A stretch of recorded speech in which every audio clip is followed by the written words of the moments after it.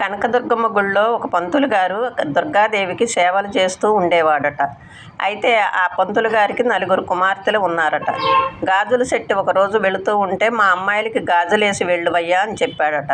సరే అని చెప్పి వాళ్ళ అమ్మాయిలకి గాజులు వేశాడంట. ఇంకొక అమ్మాయి కూడా వచ్చిందంట. వచ్చి నాకు కూడా గాజులు వేయమంటే ఆ అమ్మాయికి కూడా వేశాడంట. వేసిన తర్వాత పంతులు గారిని డబ్బులు ఇవ్వండి అని అడిగాడట.